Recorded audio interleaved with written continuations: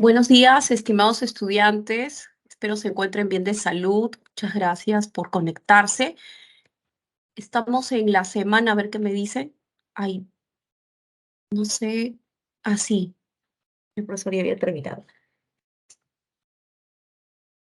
A ver, ¿en qué semana estamos? A ver si están atentos. Yo creo que sí están siempre atentos, pero siempre es bueno preguntar, ¿verdad? A ver, ¿en qué semana estamos?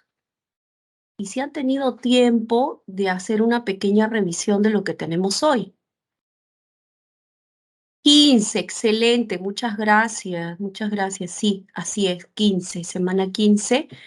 Momentito, se me ha movido por ahí se me ha movido mi PPT, momentito, aquí está mi PPT, PPT Salvador. Y semana 15, hola Juan Pablo, gracias Anthony, sí, contestar también. Y semana 15 tenemos, miren ustedes, vanguardismo César Vallejo. Vanguardismo César Vallejo. Y los heraldos negros, Trilce y poemas humanos. En realidad, productos de cada periodo, etapa de este, nuestro poeta universal. Nuestro poeta universal. Que creo que en la escuela hemos leído a Vallejo el poema, no el poemario, el poema Heraldos Negros. Muy poco tal vez Trilce, ¿verdad? Creo que estoy en lo correcto cuando digo que lo primero que conocemos de Vallejo es, es Los Heraldos Negros, el poema, ¿no? Y luego nos enteramos con el tiempo que Heraldos Negros es un poema del poemario Heraldos Negros, Los Heraldos Negros. Luego viene Trilce y poemas humanos, así seguramente. Difícilmente que nos muestren a primera vista Trilce. Seguramente, a ver, dice posmodernismo, heraldos negros, vanguardismo, poemas humanos. Así es, así es. Bueno, eh,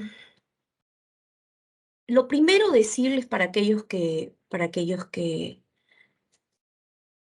a lo mejor dicen, pero yo no he leído nada de Vallejo, y si lo he leído, por ejemplo, en los heraldos negros, no lo he entendido. Y por ahí sienten alguna culpa, un pecado, ¿no? Capital. No es posible. Nada, tranquilos, porque eh, no es, no es, digamos, una literatura fácil, no son poemas fáciles los que ha escrito nuestro poeta universal, así que está bien. Si hay en alguna medida problemas para entender, no tenga reparos, porque como ustedes pueden apreciar ahora, eh, el vanguardismo, aquí como ustedes pueden apreciar, no sé si ven este conjunto de círculos compactos, dadaísmo, expresionismo, futurismo, surrealismo, cubismo. Si no se ve mi diapositiva, me dicen, por favor. Que forman parte en sí del vanguardismo. Y, y entonces decimos, pero si todos estos sismos forman parte del vanguardismo, ¿qué cosa es el vanguardismo? O sea, ¿a qué se refiere cuando utilizamos el término vanguardia, por ejemplo? Y este término, que viene del francés, se refiere a un conjunto de ismos, pero también hace referencia a estos experimentos, a estas obras innovadoras. Y todos estos sismos tienen que ver con el arte, la cultura, la política, la filosofía, la literatura. Y todos estos sismos, que son movimientos artísticos, tenían algo en común. No aceptan la norma, no aceptan la regla, sobre todo estas reglas del ámbito cultural, no aceptan el statu quo. No sé si eso alguna vez lo han mencionado en historia, ¿no? O sea, cómo está el estado de las cosas, cómo está determinado en un momento, eso no lo acepta. Entonces aparecen estos sismos para cambiar, para experimentar, para innovar. Eso es lo primero. O sea, para entender lo que fue Trilce también, ¿no? Y si comenzamos a observar a qué se refieren el dadaísmo, el expresionismo, el futurismo, el surrealismo, el cubismo, vamos a entender, por supuesto, a, a Vallejo. ¿Qué estaba pasando en ese momento? ¿Contra qué luchaba? Porque finalmente los poetas, o sea, ¿qué estaba buscando y qué buscaban los poetas en aquel tiempo con su filiación al vanguardismo? Buscar su giro lingüístico, o sea, su voz propia, o sea, esa característica que dice, ah, no, este es Borges, este es Cervantes, este es Dante, definitivamente, este es Vallejo, este es Neruda, sí. Y todos estos sismos que ustedes aquí pueden observar, ¿ya? No necesariamente comenzaron en la literatura, ¿no? Pero sí son grupos, porque estos sismos no están en el aire, o sea, representan a grupos de personas que son innovadoras, que experimentan. Por ejemplo, el dadaísmo, que eran los más radicales, ¿no? Los más radicales, eh, actuaban con mucha violencia, se dice. ¿Y por qué? Porque la idea era, por ejemplo, los poetas dadaístas decían, nosotros vamos a presentar un poema que solo sea una sucesión de palabras y sonidos. Pero esto no tiene lógica. Bueno, encuéntrale la lógica. Nosotros cumplimos con una palabra detrás de otra y sonidos. O sea, de ese modo, los dadaístas, que en realidad que se inclinaban a ya lo ilógico, lo absurdo, lo incierto, buscaban provocar, pero también renovar.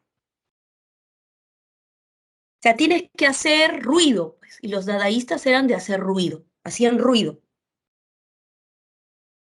Esta es nuestra forma de renovar, pues. Y yo voy a utilizar sonidos inusuales, algo que tenga que ver con la rebeldía o la destrucción, ¿sí?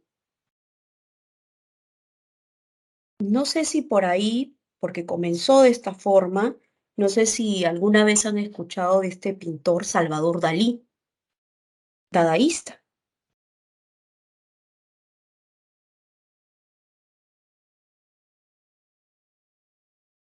pero la idea era esa, mediante la destrucción, mediante la rebeldía, que podría ser en el lienzo, en el papel, ¿sí? Lo difícil para los demás será encontrar lógica, porque vamos a presentarles en la literatura, en el papel, palabras y sonidos. Pero ¿qué cosa estaban buscando los dadaístas? Ya, pues romper con las convenciones literarias, las convenciones artísticas. Ahora si hay tiempo les busco ese material de Salvador Dalí para que ustedes puedan apreciar. Aunque luego Salvador Dalí pues se convirtió en un pintor más bien marquetero que vendía muy bien sus cuadros, ¿no? Entonces, eso de luchar y rechazar las convenciones de una sociedad aburguesada y al final terminas también siendo un burgués. Pero bien, eso tiene que ver con el capitalismo y que por fin ya, bueno, sabes actuar ya como artista dentro de ese mercado y de ese medio. Pero bien, eso, por ejemplo, en el caso del dadaísmo, y presentaban, por ejemplo, afiches bien eh, colores, bien intensos, ¿no? En cuanto a los colores, a la forma en que se tenían que leer los afiches o los flyers que presentaban. Querían revolucionar los dadaístas.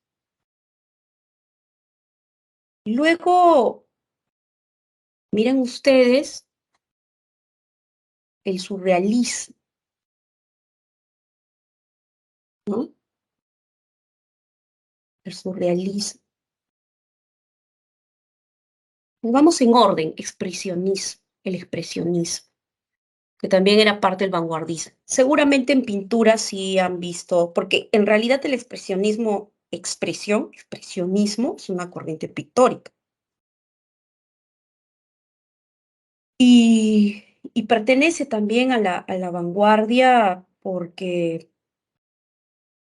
lo que buscan los pintores es una reconstrucción de la realidad.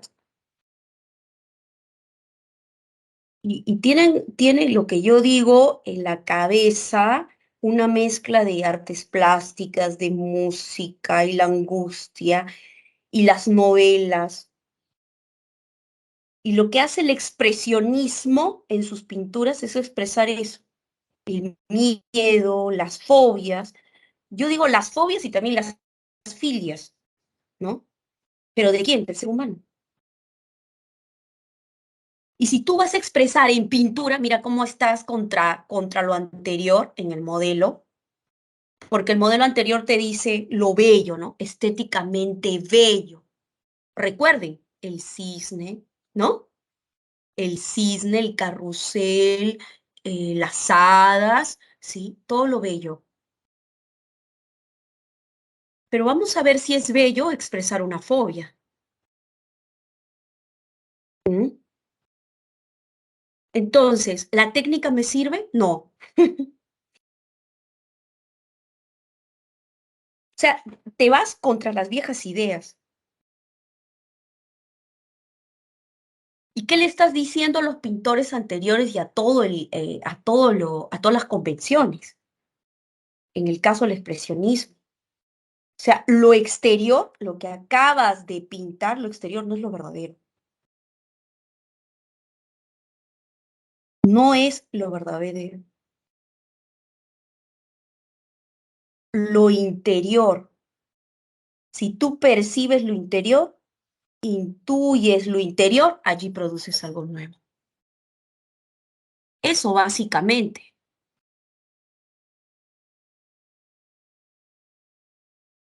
Ahí está. Entonces, si se dan cuenta, todos los sismos aportan, ¿no? Aportan. Porque en Vallejo tenemos eso. Tenemos fobias y tenemos filias del ser humano. En Trilce tenemos de ambos. Y eso viene de ese ismo. Claro, todo aportado. Por ejemplo, el futurismo, Italia, Marinetti. Porque tiene que haber una cabeza de estos sismos, ¿no? Alguien que lleve, porque de la nada no van a salir, tiene que haber manifestos, la cabeza tiene que expresarse y decir lo que piensa, para que se han unido en un grupo, para que haya una filiación. Y aunque no lo crean, estas personas estos conjuntos de ismos tienen una organización. Y los futuristas están convencidos que lo más bello, que lo más revolucionario es la máquina. La máquina.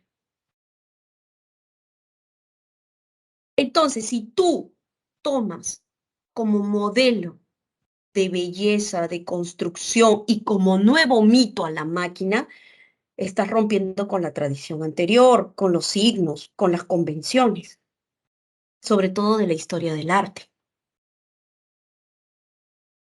Si tú me dices, y los futuristas decían esto, se declaraban,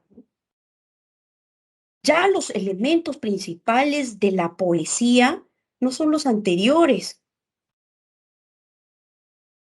sino que ahora le debemos de cantar a la máquina. ¿Y la máquina qué tiene? Tiene audacia, tiene revolución, tiene velocidad, tiene movimiento. Hablemos del salto, hablemos de los baches. Y era un movimiento agresivo, así como el dadaísmo. Estaban obsesionados los futuristas, sobre todo Marinetti, con el automóvil. Gran creación, el automóvil. Con el automóvil de carreras. Gran creación, la más hermosa. Bueno, decía algo más, ¿no? Decía que el auto de carreras, el automóvil de carreras, era más hermoso que la escultura de la Victoria de Samotracia. Ustedes revisen Victoria de Samotracia. Ahora también voy a colocar eso para que puedan observar. Imagínense, proclamar eso y había que derribar pues, todo lo anterior. O sea, si vamos a hablar de rebeldes, ahí están los sismos. Ahí están los sismos. O sea, el retrato de la realidad no son los estanques, los jardines, y no. El retrato de la realidad es estos pasos violentos, los saltos peligrosos, la gimnasia, la velocidad. O sea, es la realidad pero en movimiento, tal cual como el automóvil. La máquina y el movimiento, eso era, y eso estaba en su poesía. Y de aquí a ver, varios países, por ejemplo, en México había un grupo futurista que ensalzaba mucho esa vida de movimiento y la ciudad y la urbe y cómo había cambiado México, sus luces, sus carreteras. Así que era como salían estos sismos y se iba desagregando en pequeños sismos también, con sus características propias dentro del territorio también, ¿no? Porque ya saben, los hechos condicionan también en gran medida la producción. Y bueno, también está el surrealismo, para entender. Miren, el surrealismo es como una colita del dadaísmo, ¿sí? Es como un apéndice. Y la cabeza principal fue el poeta André Breton, francés.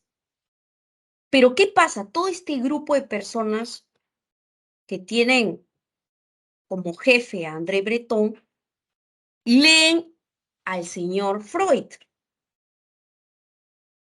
Y en ese tiempo el señor Freud estaba interesado pues en descubrir los mecanismos del inconsciente. Y poeta que lea a Freud y se hace surrealista, porque también se interesa pues en lo imaginario y lo irracional. Yo les pregunto, ¿cómo son sus sueños? ¿Tienen lógica o no? No tienen lógica nuestros sueños. Profesora, menos las pesadillas, por supuesto. Ahora, eso los poetas y más toda la teoría que ha creado Sigmund Freud van a llevarlo a la escritura.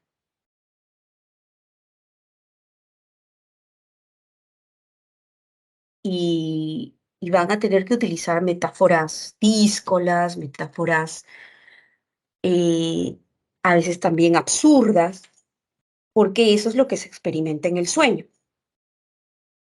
No solo en el sueño, sino en una sesión, por ejemplo, de espiritismo, también, también. Entonces ellos dicen, nosotros lo que estamos buscando es el arte que no está contaminado por la conciencia, sino por el inconsciente. O sea, esa escritura automática, ¿cómo la podrían revelar?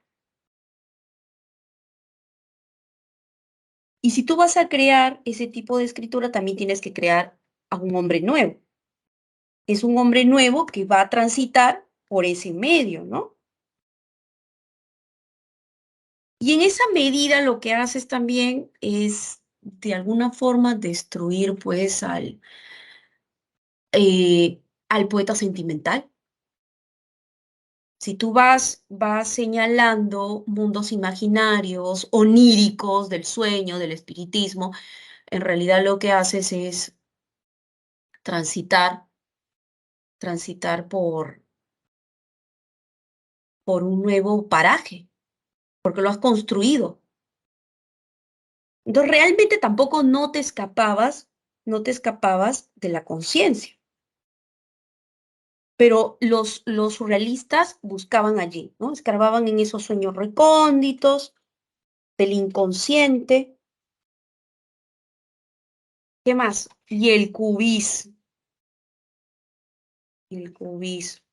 ¿Cómo eran los cubistas? Eh, también pintores, también pintores.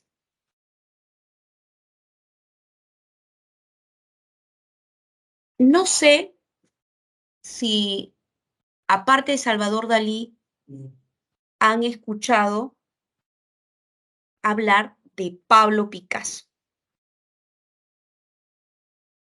de Pablo Picasso.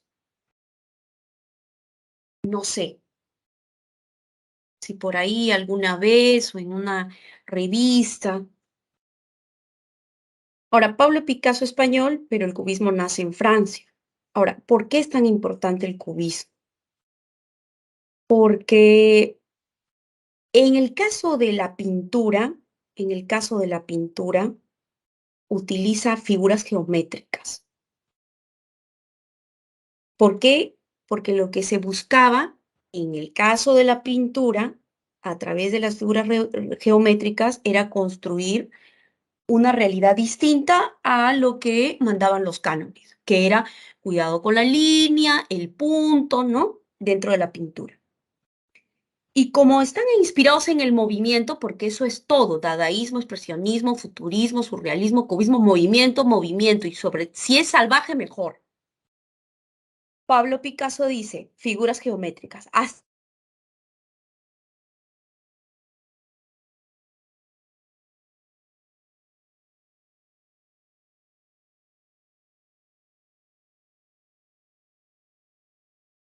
Hermoso, hermoso, Guillermo, gracias, gracias. Ah, es Fernanda, apellido es Guillermo. Mira esto. ¿Han visto? ¿Han visto? Sería bueno colocar el nombre, sí, excelente.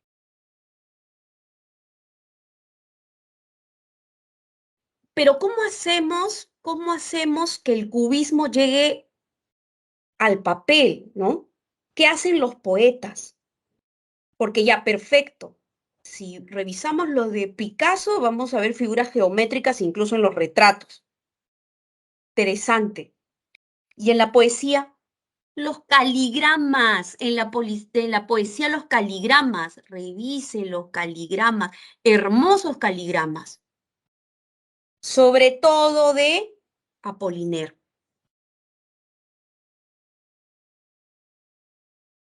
A ver, les voy a colocar aquí el apellido.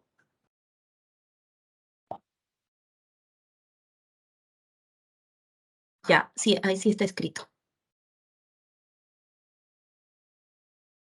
Así está escrito. Caligramas, ¿y qué cosas son? Son poemas que tienen como continente un dibujo. ¿Han visto? Pero ojo, dibujo, imagen y poema van de la mano en los caligramas. Ahora, ¿Vallejo no ha sido de caligramas? No, claro que no. Pero sí hay otros poetas que sí, por supuesto.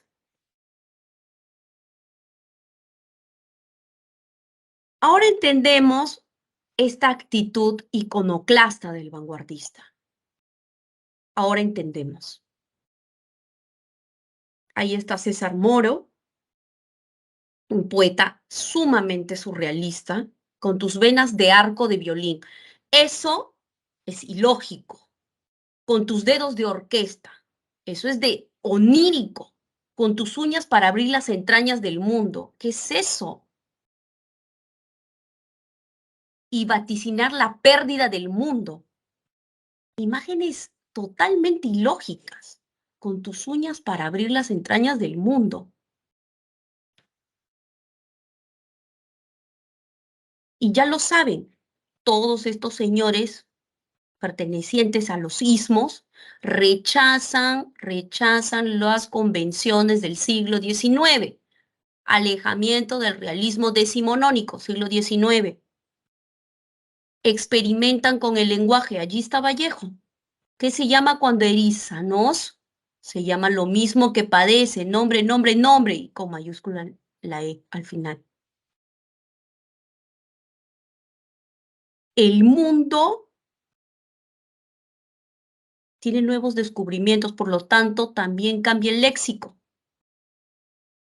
Y ya les hablé del mundo inconsciente, eso viene de los surrealistas. Por favor, revisen las pinturas de Salvador Dalí. Y ahora voy. Ahí está el caligrama. La hoja, el espacio tenía que ser aprovechado. Tenía que ser aprovechado.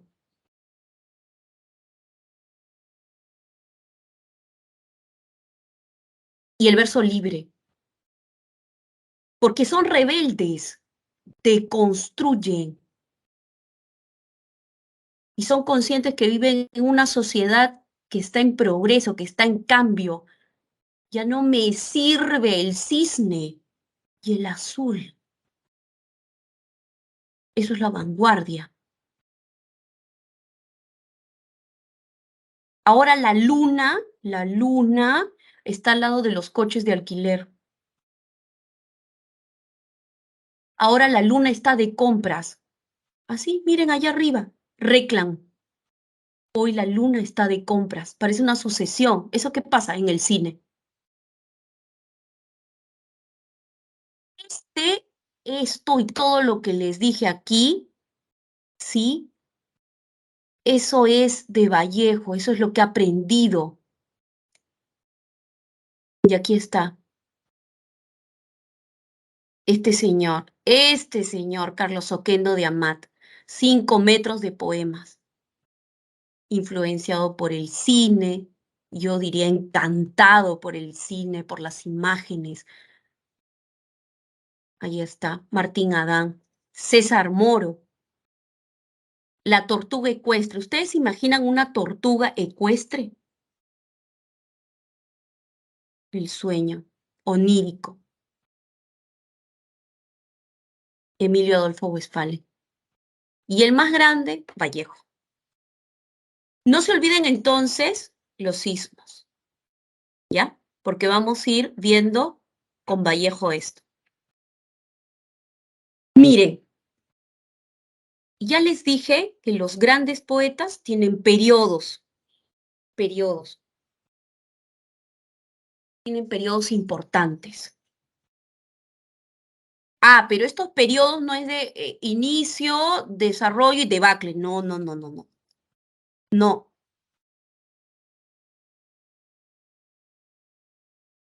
Revisen también, y creo que lo di a conocer aquí en la sesión alguna vez cuando hablamos de los periodos también, que sí o sí tenían, aunque solo vimos el inicial en el caso de Pablo Neruda. Y Vallejo es un poeta de periodos. Que en su tiempo no fue entendido, ya, eso sí, ya, pero estudiado, admirado luego, por supuesto. Y entonces los estudiosos dividen las obras, sopesan las obras de los grandes poetas en periodos. ¿Se acuerdan que les dije que había una etapa del posmodernismo y les dije que no lo tomen como escuela ni como movimiento, que era un puente, en donde los autores están luchando, ¿no? Es un decir, ¿ya? Cuando les hablo de luchar no quiere decir que sí, que salen y despotrican contra el modernismo, pero están luchando por dejar la vieja escuela y ganar su propio espacio, su propio estilo. Y entonces Vallejo tiene un periodo modernista, modernista aún, 1918, y comprende los heraldos negros. Yo creo que en la escuela, cuando nos presentan el poema, no el poemario, el poema, que está allí dentro de Heraldos Negros, que también se llama Heraldos Negros, ese, esa clase debería durar un mes, con ese solo poema, porque ahí te das cuenta que sí, todavía tiene filiación modernista, pero está luchando. También es el inicio de la vanguardia, por ahí va, con algunos términos. Claro.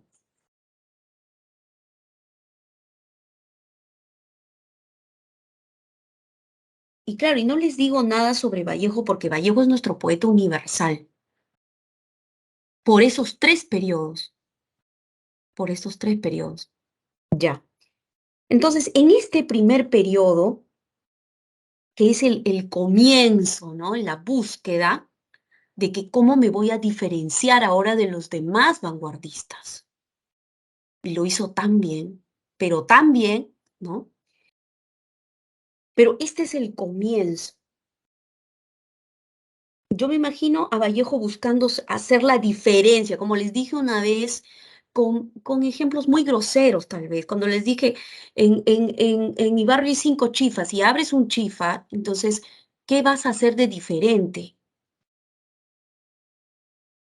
Y este es el inicio de la búsqueda de esa diferenciación expresiva. Y el último periodo ya es la consolidación. Pero Vallejo aquí está sufriendo. En Heraldos Negros está sufriendo porque quiere fundar un lenguaje poético diferente, porque así son los vanguardistas. Tú tienes que hacer algo diferente a lo tradicional. Y Vallejo está en esa búsqueda. Profesor, a ver, pruebas. No, pues no va, no hay un papel en donde te escribe eso, pero sí se nota por lo que está sucediendo dentro de los poemas, por lo que uno puede leer. Todavía está la influencia de Rubén Darío. Y no se olviden quién es Rubén Darío, el máximo exponente. Y también de un modernista, de un poeta modernista uruguayo, Julio Herrera y Reise. Pero Mariátegui dice, aquí también está el sentido indigenista de Vallejo. Aquí está lo nativo, lo tierno, la vida familiar, aldeana. ¿A quién les recuerda eso? La vida familiar de la aldea, las vivencias cotidianas, el horno, la mesa. Parecen églogas, pero expresadas con el molde modernista. ¿Y eso de quién le viene a Vallejo? ¿A quién vimos la vez pasada? Valdelomar, por supuesto. Se dice papá Valdelomar, ¿ya? Ahí está, muy bien, gracias, gracias.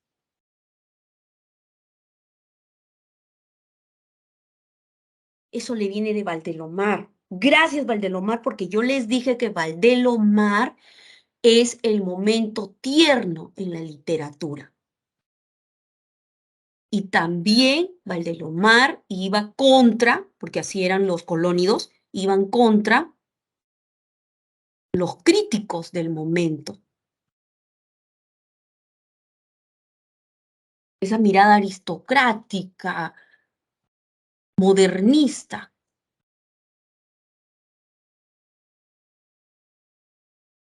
Y también encontramos en esta etapa modernista a un Vallejo que, otra vez repito, con gusto modernista, pero reflexiona sobre el hombre, sobre la muerte, sobre el dolor. El hombre está solo, huérfano. O sea, Vallejo es muy personal.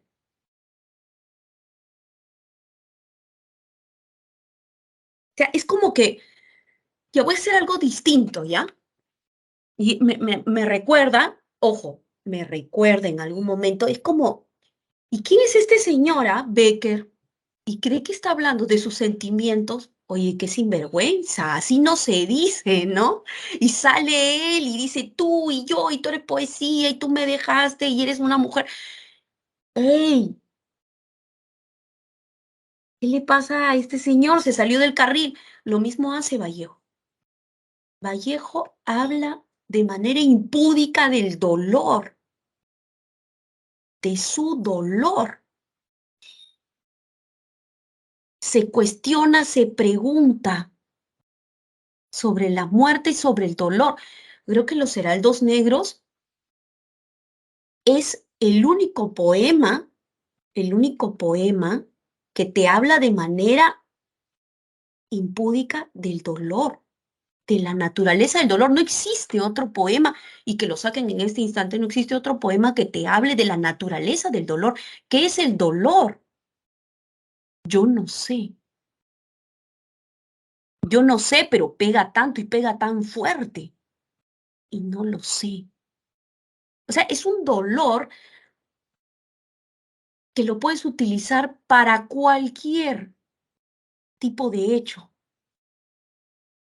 O sea, ¿cómo se le ocurre a este señor el primer poema de este poemario sea para el dolor?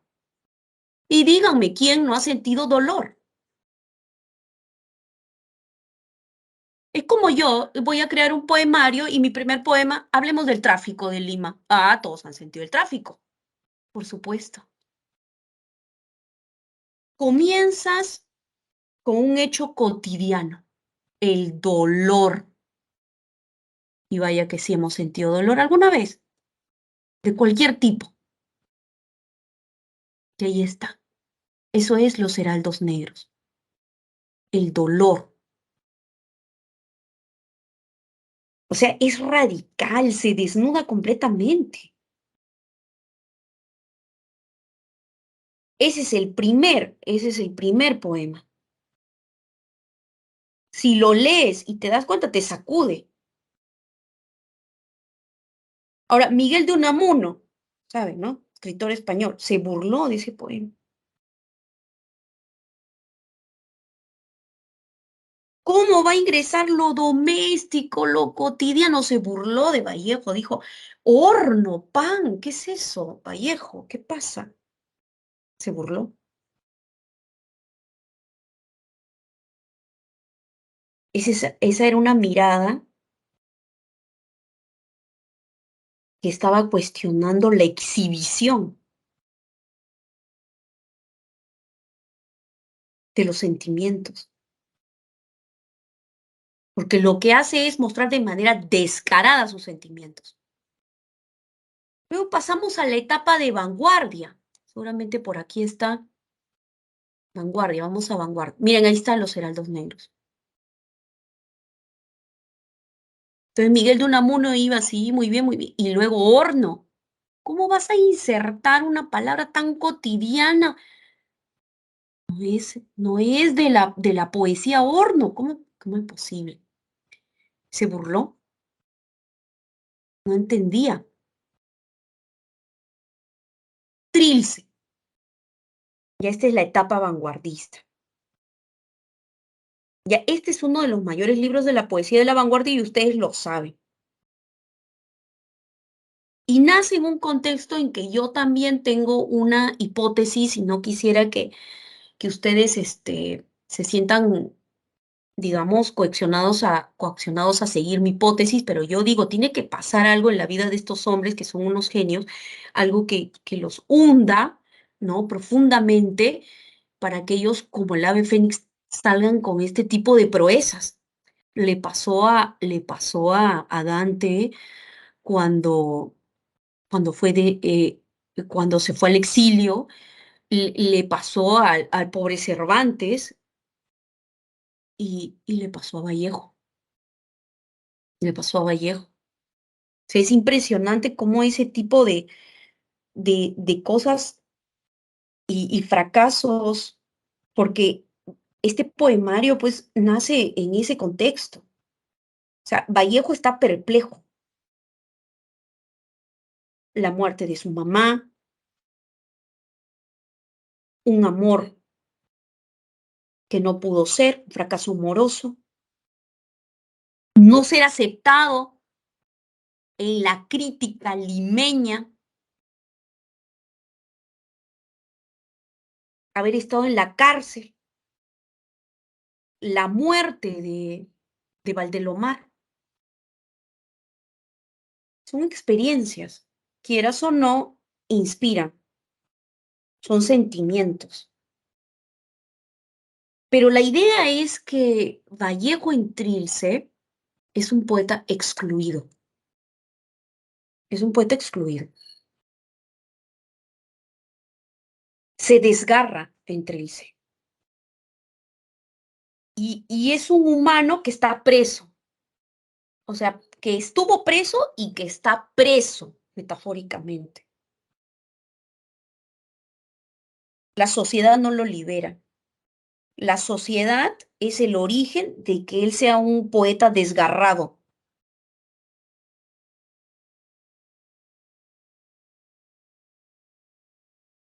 El mismo poemario, el mismo nombre es un neologismo.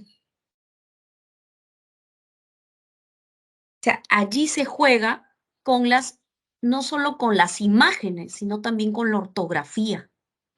Porque lo que hace Vallejo por fin encontró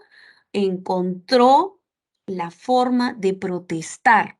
Lo estaba haciendo poco a poco en Heraldos Negros, pero aquí cogió el insumo más complicado, el lenguaje. Y como decía un crítico, destruye el lenguaje, lo modifica, lo reincorpora, lo hace suyo y renace. Aquí está.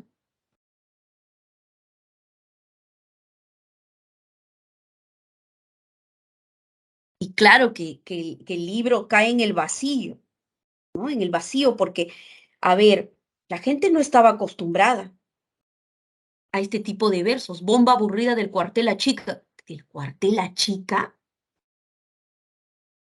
La gente y los grandes críticos estaban acostumbrados ¿a qué? A los versos modernistas, a los versos románticos. Y el libro no tuvo una respuesta. Y luego de esto, Vallejo se fue del país, no volvió. La crítica le dio la espalda.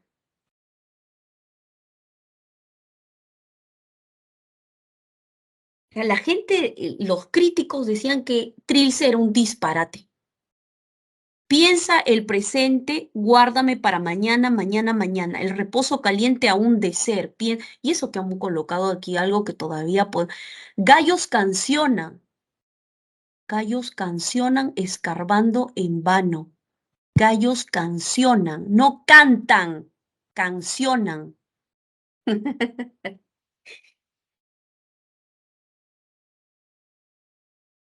sea, ¿qué pasa con la gramática? Es que para los vanguardistas la gramática O sea, como norma colectiva, pues carece de razón, de lógica. Vallejo es un poeta que él mismo forma su gramática, intransferible, su sintaxis, su analogía, su semántica. Yo no me voy a salir de los fueros básicos, dice él, ¿no? Para que me entiendan. No me voy a salir de los fueros básicos del idioma, porque ahí está el idioma. Pero voy a cambiar en cierto modo, ¿no? Voy a hacer ruido otra vez. Y voy a utilizar vulgarismos, seguramente que eso ¿no? Le resultó a los críticos terrible, ¿no? Vulgarismos, cultismos, regionalismos, neologismos, arcaísmos. O sea, Vallejo transita en todos los niveles del lenguaje. Ojo lo que conocía Vallejo, lo que había leído. Y miren, si haces eso, si haces eso en un momento en que todavía los ojos son modernistas, los ojos son románticos, ¿qué estás haciendo? Estás pulverizando, por no utilizar otra palabra, estás dinamitando las normas estéticas y retóricas de los críticos. Y estás creando un nuevo lenguaje, ¿no? Estás siendo violento con la representación gráfica de las palabras. Ese es Vallejo. Y eso es Trilce. Ah, pero yo todavía continúo utilizando las figuras literarias, tranquilos, dice Vallejo. ¿Por qué? ¿Qué utiliza? Hipérboles, paradojas, las sinestesias, esto de los efectos, ¿no? Sensoriales, la antítesis, pobre, rico, malo, bueno, triste, alegre.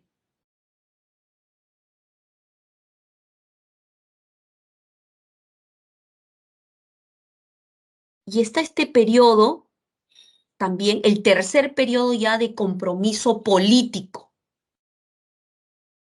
Y si ustedes se dan cuenta, en este periodo vamos a tener dos poemarios, Poemas humanos y España aparta de mí este cáliz. Y aquí mucha atención porque estos poemarios se publicaron después de la muerte de Vallejo, en París, en 1939, ¿sí? Ahora, algo que tengo que decirles sobre España aparta de mí este cáliz. Importante. Eh, con este poemario no había problemas porque incluso, está bien, no estaba publicado, pero había un nombre en los escritos, ¿sí? Había un nombre, entonces por ahí no había forma de, de tener alguna confusión.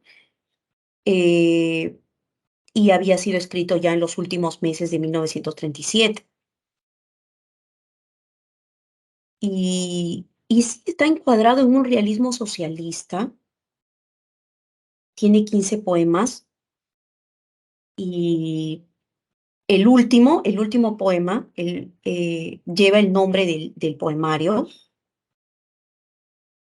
eh, y está inspirado en un momento de España en el cual vivió la guerra civil.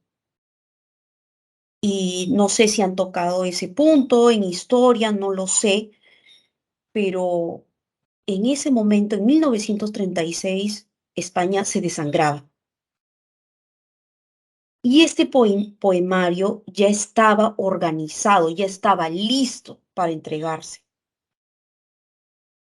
¿ya? Y Vallejo fallece en abril de 1938. Eso fue lo que pasó.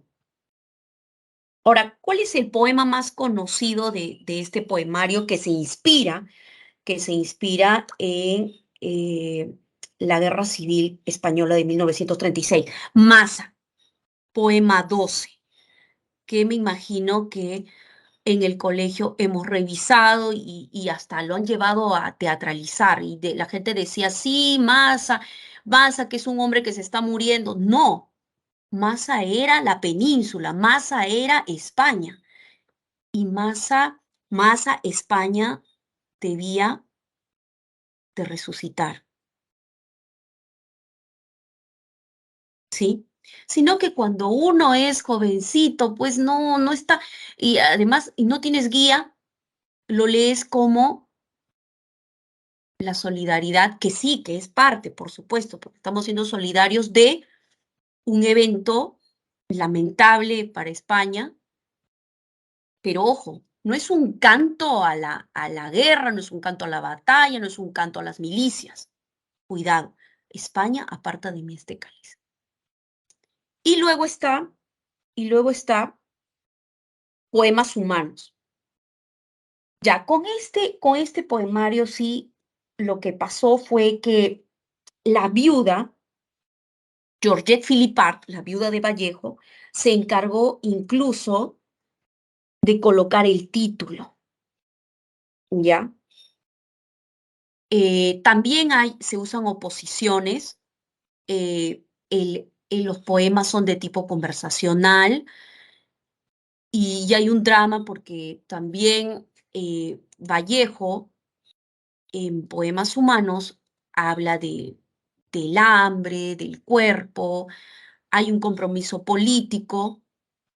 Por eso ambos poemas están aquí en el periodo de compromiso político. Claro que aquí Vallejo también tiene una ideología. Se habla de la solidaridad y el trabajo colectivo, por supuesto. Eh, y ojalá que nos hayan colocado alguno de los poemas de Poemas Humanos. Quiero recordar el nombre de este señor que tuvo que hacer una lectura. Y hay un problema con este poemario, ¿no? Poemas Humanos, que la crítica, pues, ensalza el trabajo de Poemas Humanos. Sin embargo, otros críticos dicen no, pero ni siquiera el nombre lo había colocado Vallejo. Lo cierto es que no habían correcciones que hacer, sino, bueno, tal vez no estaba organizado, solo teníamos los escritos, los poemas. Y sí, no le quitamos esto la figura del dolor, de la pobreza, de la concepción solidaria que se maneja, y también que hay una propuesta, que Mariátegui ya hablaba, ¿no? De lo andino, de cómo lo andino nos da identidad, pero Vallejo es nuestro poeta universal, entonces, universalmente ¿sí? Se plantea lo andino como raíz de nuestra nacionalidad ya en Poemas Humanos. También importante porque las imágenes del cuerpo forman parte de esta integración, de esta concepción solidaria. Tobillos, pómulos, fémures.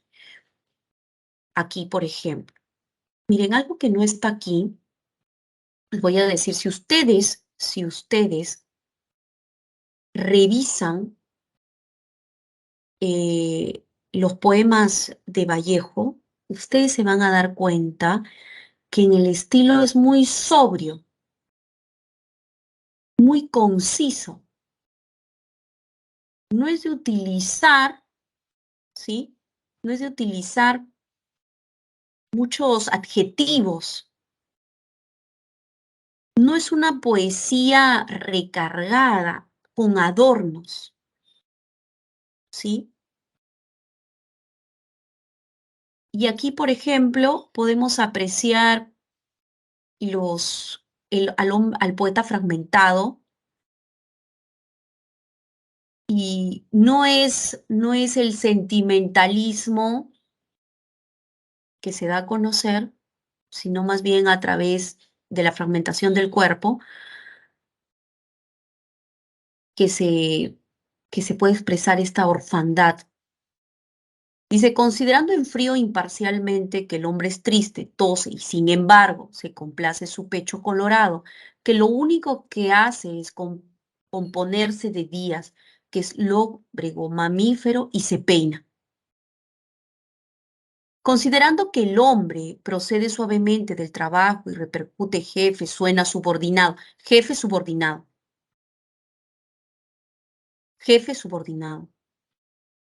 que el diagrama del tiempo es constante, diorama en sus medallas, y a medio abrir sus ojos estudiaron desde lejanos tiempos su forma famélica de masa. Comprendiendo sin esfuerzo que el hombre se queda a veces pensando como queriendo llorar y sujeto a tenderse como objeto, se hace buen carpintero, suda, mata y luego canta, almuerza, se abotona. Cotidiano. Considerando también que el hombre es en verdad un animal y no obstante al voltear me da con su tristeza en la cabeza. Examinando, en fin, sus entrecortadas piezas, su retrete, como un elemento, como un elemento tan grosero como el retrete puede ingresar en el poema y ser parte de la explicación, ¿no? De la descripción. Su retrete, su desesperación al terminar su día atroz borrándolo. Comprendiendo él, sabe que le quiero, que le odio con afecto, y me es en suma indiferente. Considerando sus documentos generales y mirando con lentes aquel certificado que prueba que nació muy pequeñito, y le hago una seña, viene, y le doy un abrazo emocionado. ¿Qué más da? Emocionado, emocionado. ¿De quién está hablando? ¿Dónde mostramos los certificados? Jefe, subordinado, lóbrego mamífero, su retrete. Esto es, ¡ay, surrealismo! Por supuesto, por supuesto. Ese es Vallejo, ese es Vallejo. No sé si me he pasado de la hora otra vez. Sí, así es. No es rimbombante ni usa epítetos, sin embargo, hay un peso.